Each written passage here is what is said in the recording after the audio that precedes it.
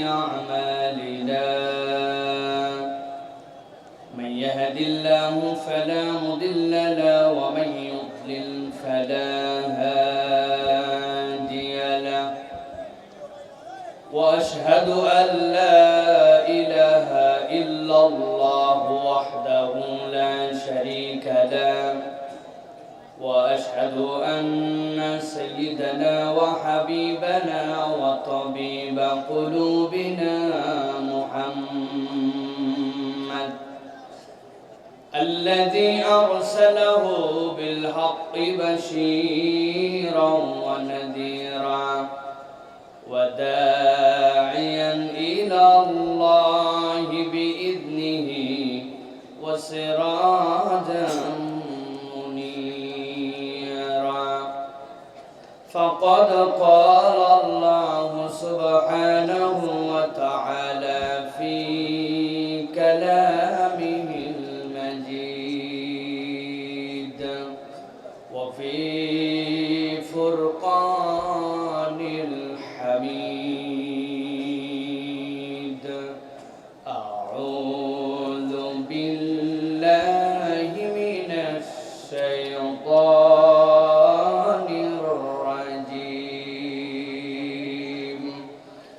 بسم الله الرحمن الرحيم سلام قولا من رب رحيم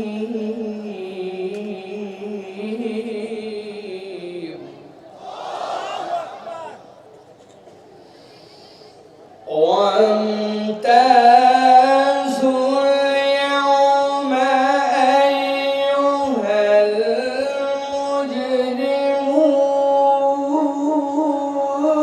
المجرمون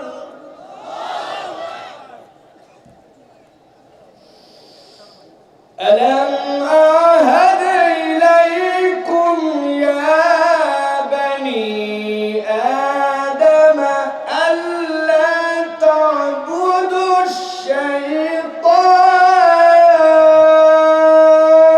الشيطان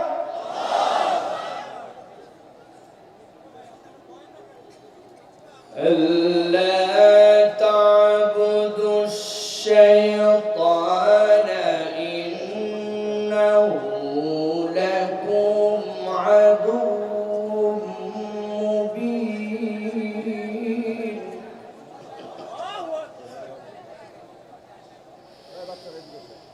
ألم أعهد إليكم يا بني آدم ألا تعبدوا الشيطان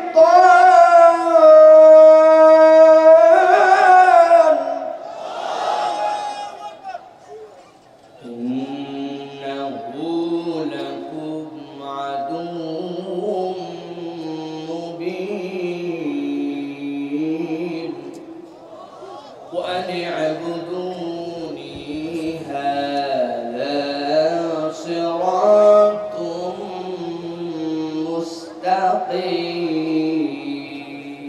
مستقيم وقال الله سبحانه وتعالى آمرا ومخبرا إن الله وملائكته يصلون على النبي يا أيها الذين آمنوا صلوا عليه وسلموا تسليما اللهم صل على محمد وعلى آل محمد كما صليت على إبراهيم وعلى آل إبراهيم إنك حميد مجيد اللهم بارك على محمد وعلى آل محمد كما باركت على إبراهيم وعلى آل إبراهيم إنك حميد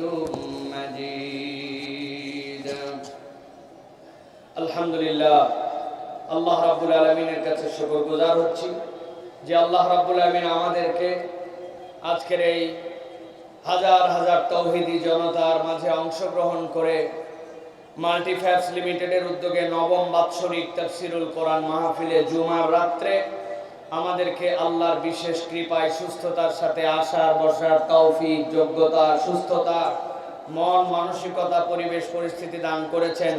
সে আল্লাহ রাব্বুল আলামিনের কাছে আমরা সর্বাগ্রে কৃতজ্ঞ হচ্ছি। আল্লাহর শেখানো বাক্যে সকলে পড়ছি কালেমাতুশ শুকর। আল্লাহ রাব্বুল আলামিনের কৃতজ্ঞতায় উচ্চ কণ্ঠে বলিষ্ঠ আওয়াজে আলহামদুলিল্লাহ। দরুদ এবং সালাম বর্ষিত হোক মানবতার মহান মুক্তির দূত আকায়ে নামদার তাজদারে মদিনা আপনার আমার প্রিয় রাসূল জনাবে মুহাম্মদুর রাসূলুল্লাহ সাল্লাল্লাহু আলাইহি ওয়াসাল্লামের প্রতি। আজকের এই মোবারক মজলিসের সম্মানিত প্রধান অতিথি, বিশেষ করে আজকের মাহফিলের সম্মানিত সভাপতি, মাল্টিফ্যাবস লিমিটেডের ব্যবস্থাপনা পরিচালক ডক্টর মেজবা ফারুকী, তার থেকে বড় পরিচয় তিনি আমাদের দ্বীনি ভাই। আমরা এক দিল এক অন্তর নিয়ে ইসলামের জন্য কাজ করার জন্য চেষ্টা করি, এটা হচ্ছে তার সবচেয়ে বড় পরিচয়। আজকে কথা বলেছেন আপনাদের মাঝে হাফেজ মাওলানা কারি আব্দুর রহিম আল মাদানী হাফিজাহুল্লাহ। কথা বলেছেন কিছুক্ষণ পূর্বে জামিয়া শরীফিয়া আরবিয়া লালবাগের সম্মানিত শাইখুল হাদিস, অনর্গল যিনি মুখস্থ আল্লাহর নবীর হাদিস থেকে কথা বলার আল্লাহর নিয়ামত যার মধ্যে আল্লাহ দান করেছেন, আমাদের প্রিয় ভাই মুফতি আরিফ বিন হাবিব হাফিজাহুল্লাহ ওয়া রাহ। মঞ্চ উপবিষ্ট বিভিন্ন পর্যায়ের গণ্যমান্য ব্যক্তিবর্গ, আমার সামনে উপবিষ্ট সম্মানিত আমার মুরব্বিয়ানে কেরাম, আমার প্রিয় তরুণ এবং যুবকেরা, স্নেহের ছোটরা, আলাদা প্যান্ডেল থেকে শুনছেন মা এবং বোনেরা, সকলকে একবার সালাম দিয়েছি। আরো একবার আপনাদের কাছে দোয়া পাওয়া এবং করার আশায় সালাম নিবেদন করি। আসসালামু আলাইকুম ওয়া রাহমাতুল্লাহ। ঘড়িতে কত বাজে? 10:30 না ভাই? হিসাবে আমাদের 10:30টায় মাহফিল শেষ হয়ে যাওয়ার কথা, কিন্তু আপনাদের যানজট, বিভিন্ন ধরনের পরিস্থিতির কারণে মাহফিলটা একটু দীর্ঘ হয়েছে। আমি দীর্ঘ সময় আপনাদের কাছে কথা বলবো না, নির্ধারিত প্রসঙ্গে নির্ধারিত বিষয়ে সংক্ষিপ্ত কিছু কথা আপনাদের কাছে রাখার জন্য চেষ্টা করব। আল্লাহ রাব্বুল আলামিন যেন এই কথাগুলি আমাদের দুনিয়া আখিরাতের নাজাতের ওসিলা হিসাবে এবং আমলের জিন্দেগিতে গঠন করার মতো মন মানসিকতা নিয়ে আমাদেরকে বাড়িতে যাওয়ার তৌফিক দেন, বলেন আল্লাহুম্মা আমিন। আচ্ছা বলেন তো, সেই মাহফিলের কথা মনে আছে যে এই মাহফিলে আমি কথা বলেছিলাম, আমার পরে একজন আলোচক কথা বলেছিলেন, তার নাম কি মনে আছে আপনাদের? কত ছোট ছিলাম না, কত বছর হয়ে গেল আপনাদের এই জায়গায় এসেছিলাম আমরা। এই মাহফিলটা তখন থেকেই পুরা দেশের আলোচনার কেন্দ্রবিন্দুতে আসছে, ঠিক কি না? আজকেও ভাইয়ের সাথে কথা হয়েছে। আল্লাহ যদি তৌফিকে রাখেন আর আপনাদের যদি ভালোবাসা থাকে আর আমাদের মেজবা ভাই যদি বলে, তো আগামীতে যদি এরকম আবার হয় যে আব্দুল্লাহ সাইফুল্লাহর পরে আজহারি কথা বলবে, কেমন হবে? রাজি আছেন আপনারা? ইনশাআল্লাহ আপনারা আস্থা রেখেন আল্লাহর প্রতি আর মেজবা ভাইয়ের প্রতি। মেজবা ভাইয়ের সাথে অনেক সুসম্পর্ক, ভাই বললে ভাই আসবে, কিন্তু এই জায়গাতে কেমনে জায়গা হবে? মাঠ বড় জায়গায় নিতে হবে, ঠিক কি না? যে জায়গায় অন্তত 5-7 লক্ষ লোক নির্বিঘ্নে কথা শুনতে পারবে। আমরা মাল্টিফ্যাবসের উদ্যোগে আগামীতে এরকম মাহফিল দেখতে চাই। আর এত বড় আয়োজন ভাই লাগছে সন্ধ্যার সময়, শেষ 11টায়, মন ভরে? মাল্টিফ্যাবস যদি একদিনের আয়োজন করে তাহলে বাংলাদেশে মাহফিল না হওয়া ভালো, মিনিমাম 3 দিন লাগবে, ঠিক কি না?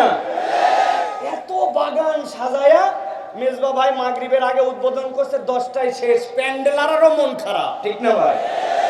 এই জন্য আমরা ইনশাআল্লাহ আগামীতে কোরআনের কথা শোনার জন্য বড় করে সুন্দর করে চমৎকার পরিবেশের আয়োজন যেন আল্লাহ করার তৌফিক দেন, সকলে দিল থেকে বলেন আল্লাহুম্মা আমিন। অনেকেই বলে কোরআনুল কারীম শুনে লাভ আছে না নাই, বুঝে বলেন। এই যে লাভ আছে বলছেন আপনারা, অনেক লোকজনের মন্তব্য ছিল যে কোরআনের মাহফিল শুনে আসলে মনে হয় তেমন লাভ নাই। আমি দুইটা কথা কেবল কোট করতে চাই। শেরে বাংলা একে ফজলুল হক, চিনতেন ওনাকে? শেরে বাংলা একে ফজলুল হক এই বাংলাদেশের একজন অনন্য ব্যক্তি ছিলেন, খুব পার্সোনালিটিওয়ালা ব্যক্তি ছিলেন। উনি একমাত্র ব্যক্তি যিনি চাইছিলেন দুই বাংলাকে এক রাখার জন্য, এই দুই বাংলা এক থাক। কিন্তু হোসেন শহীদ সোহরাওয়ার্দীর সাথে এই নেতার আলাদা মতদ্বৈততাও ছিল। কিন্তু যখন দেখেছেন ওই পারের দাদাবাবুদের ভক্কর চক্কর মতাদর্শ ভালো না, তখন তিনি নিজের এই অহমিকাকে বিসর্জন দিয়ে আমাদের এই বাংলাদেশকে স্বাধীন করার জন্য আলাদা করে তিনি তখন চেয়েছিলেন। সেটা 1947-এর ঘটনা। মূল কথা সেইটা নয়, মূল কথা তার একটা বক্তব্য আছে। তিনি বলেছিলেন, আমি বাংলাদেশের পক্ষ নিয়ে যখন চলবো তখন তোমরা যদি দেখো যে ওই পারের দাদাবাবুরা আমার কোনো কাজের সমালোচনা করে বিরোধিতা করে, তাহলে বুঝবে আমার চলার রাস্তা ঠিক আছে। আর যদি আমারে তেল দেয় তাহলে বুঝবে আমার চলা বলার মধ্যে কোনো ভুল আছে, ওদের পক্ষে কাজ হচ্ছে। আমি এই কথার আলোকে বলতে চাই, ইসলামের বিপক্ষে যারা, কোরআনকে সহ্য করে না যারা, আলেম ওলামাকে পছন্দ করে না যারা, তারা যখন মাহফিলের বিরুদ্ধে কথা বলবে, মাহফিল করলে তাদের গা জ্বলবে। আজহারির মাহফিলে লাখ লোক হলে তাদের অন্তরে জ্বলবে। যতদিন জ্বলা থাকবে বুঝবেন ততদিন মাহফিল দ্বারা লাভ হয়। আর যখন দেখবেন জ্বলা বন্ধ তখন বুঝবেন মাহফিলে বোধহয় লাভ কমে গেছে। কথা পরিষ্কার? আর দুই নম্বর একটা জিনিস মনে রাখতে হবে ভাই, আল্লাহ রাব্বুল আমিন এই যে আমাদেরকে কোরআন দিলেন, এই কোরআনের মূল টার্গেট আপনার আমার চেতনা এবং আপনার আমার অন্তরে পরিবর্তন।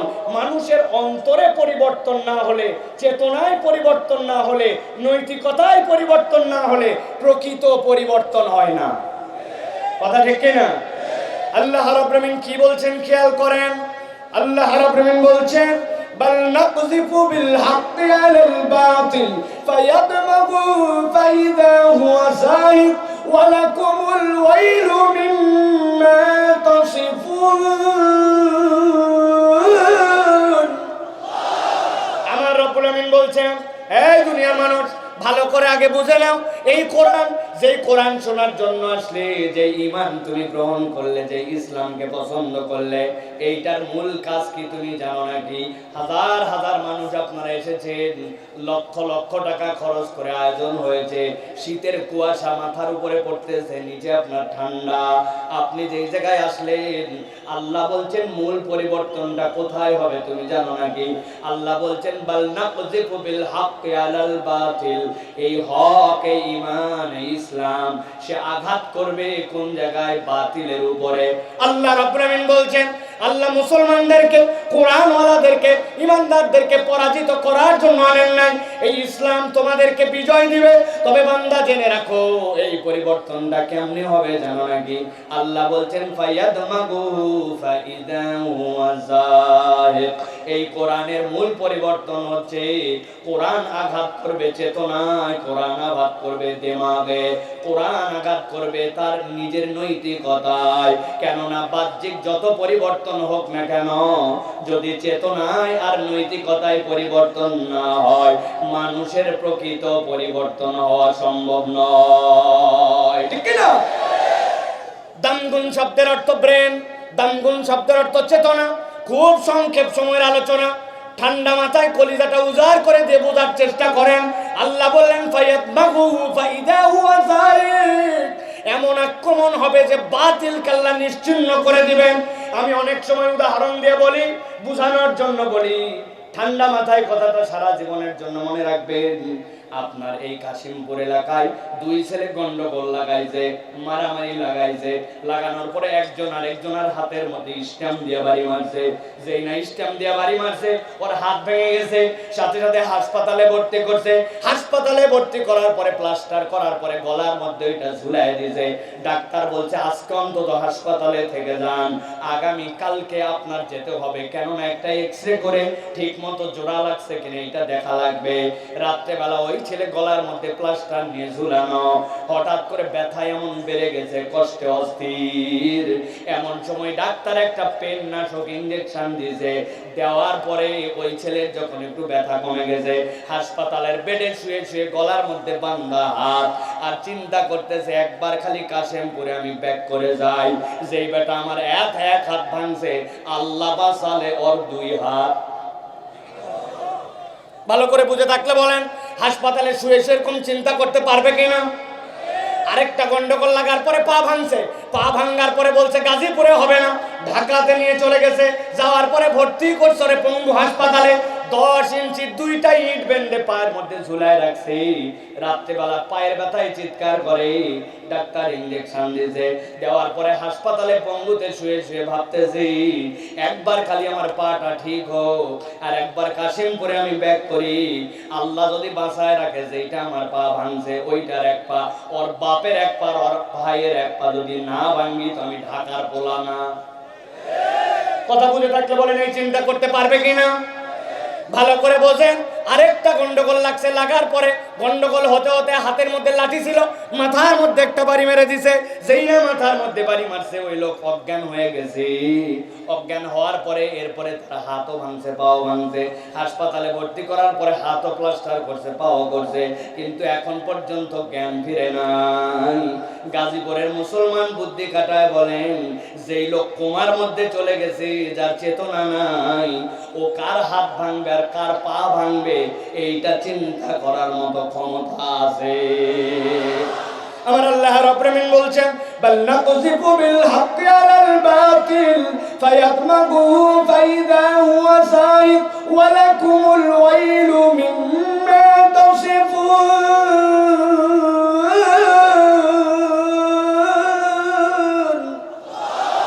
এই দুনিয়ার মানুষ, কোরআনের পরিবর্তনের জায়গাটা কোথায়? তুমি উপরে উপরে ফাপড় মারো, দুর্নীতিকে না বলুন, অমুককে না বলুন, কাজ হবে না। আল্লাহ বলছেন বাল নাকযিফু বিল হাক্কি আলাল বাতিল। এই কোরআন তো আঘাত করবে ওই জায়গাতে, তার চেতনাকে পরিবর্তন করে দিবে। একবার যদি মানুষের চেতনার মোরালিটির জায়গায় পরিবর্তন হয়, ওই পরিবর্তন দিয়ে দেশ পরিবর্তন করা সম্ভব। নচেত কেবল সোনার বাংলা ডায়লগ দিব, সোনার বাংলা পরিবর্তন হবে না। দিন দিন চোরগুলা ডাকাত হবে, ঠিক না?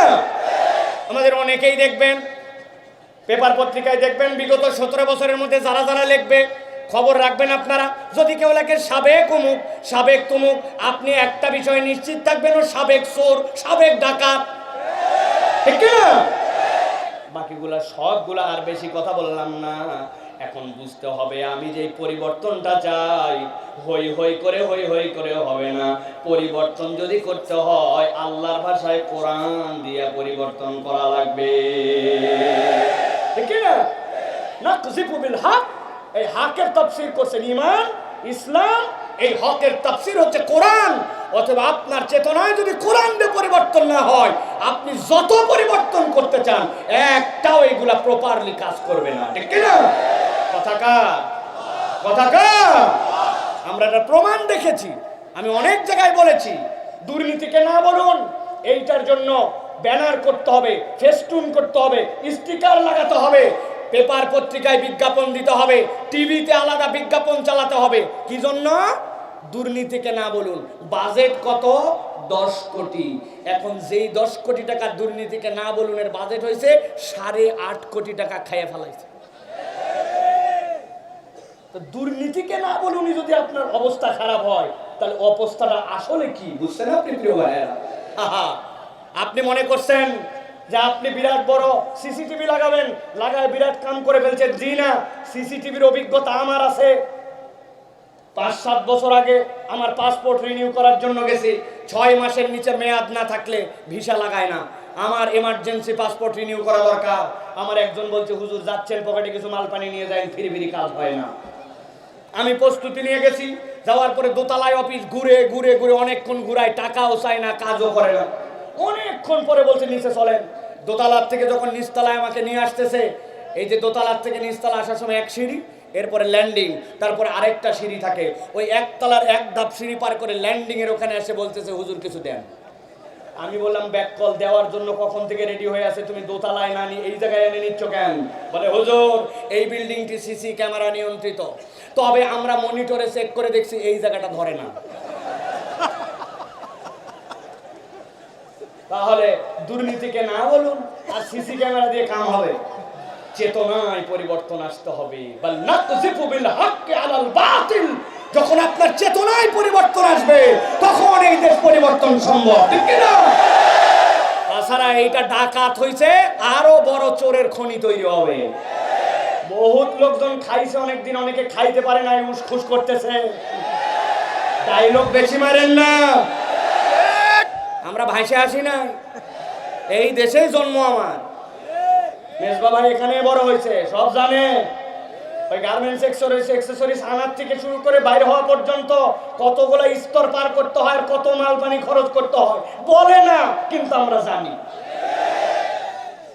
প্রিয় ভাইয়েরা, তাহলে আমরা কোরআনুল কারীম থেকে কিছু কথা শুনতে চাই। রাজি আছেন ইনশাআল্লাহ? বেশিক্ষণ না, যে কয় আয়াত, এই কয় আয়াত বলতে হলে আমি যা পড়ালেখা করছি বিকাল থেকে, এই পড়ালেখাটুকু বলতে হলে আমার 3-4 ঘন্টা লাগবে। আমি বিকাল 4টা থেকে পড়ালেখা শুরু করছি, আগের দিনও পড়ছি, নোট করছি, এরকম না যে আমার অসীম জ্ঞান। এই জন্য আমি যেখানেই যাই অন স্ক্রিপ্টেড কথা বলার জন্য চেষ্টা করি। তা আমার যা পড়ছি তাতেই তো দেখছি সুবহানাল্লাহ মিনিমাম 4 ঘন্টা লাগে। তাই আমার তো এত সম্ভব না, 30 থেকে 40 মিনিট আমরা একটু কথা শুনবো। রাজি আছি ইনশাআল্লাহ? মুরব্বীরা না থাকলেও চলবে, আপনারা জানেন আমার বয়স এখনো 40 হয় নাই। অতএব 40-এর নিচে যারা আমার শ্রোতা তারা, দেখি কারা শক্ত করে হাতটা টান করেন। আছেন আপনারা? মুরব্বীরা কি আমাদের সাথে যোগ দিতে চান? তাহলে হাত দুটো টান করে শক্ত করেন। করছে সবাই? এবার ডানে বামে তাকায় দেখেন কারা কারা উঠাতে পারে নাই। দেখছেন আপনারা? শক্ত করেন, শক্ত শক্ত। ওই যে পিছনে সাদা জামা, ওই দাঁড়ায় আসু চাচা উঠায় না। হাত সোজা করছেন, গলাটা পরিষ্কার দেন। হয় না, ভালো করে। এবার শার্ট করে আবার নামায় একসাথে হাত তুলবেন সবাই, হাত সোজা হয় না, একসাথে রেডি। তোলেন, হাত তোলেন। হ্যাঁ, আরেকবার চান্স দিব হাত সোজা করার জন্য, দেখি আরেকবার। সবাই একসাথে উঠাবেন, হাত সোজা করেন। হ্যাঁ, করছেন সবাই? ওই কালো শার্ট, কি খবর ভাই? মাফলার, ওই যে হ্যাঁ কেবল তুলছেন, দেখছেন? এই চোখ অপারেশন হয়েছে, আল্লাহ রাব্বুল আমিন এখনো দৃষ্টি ভালো রাখছে। হাত সোজা করছেন সবাই, টান টান করে। গলা পরিষ্কার হয়েছে। এবার হাতটা বুক বরাবর নেন, এই বরাবর। এবার আমরা আকাশ বাতাস মুখরিত করে আলোচনার শুরুতে একটা আল্লাহর নাম উচ্চ কণ্ঠে আওয়াজ করে শোনাতে চাই। রাজি আছেন আপনারা? যারা রাজি আছেন তারা সকলে বলেন আল্লাহুম্মা আমিন। আর যারা রাজি নাই তারা বলেন আল্লাহুম্মা আমিন। ও আছে কিছু লোক, হ্যাঁ কিছু লোক থাকে ভাই, সারা দেশ দেখছি আমি। আপনি যত পাম্পট্টি দেন, আপনি বলবেন লিল্লাহি তাকবীর, উনি বলবে আল্লাহ ব্যাটারি না। এই টাইপের লোক সব জায়গায় আছে ভাই। এদের অন্তরের মধ্যে যে কি হয়েছে কেবল আল্লাহই জানে। এখন একটু হিম্মত করে তাকবীর দিতে পারবেন ইনশাআল্লাহ? হাত বুক বরাবর আছে।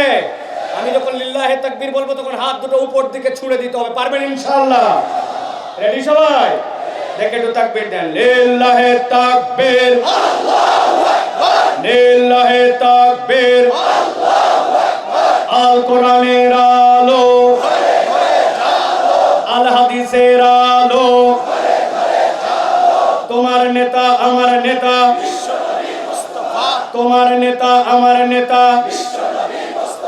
আলেম ওলামা যেখানে, লিল্লাহি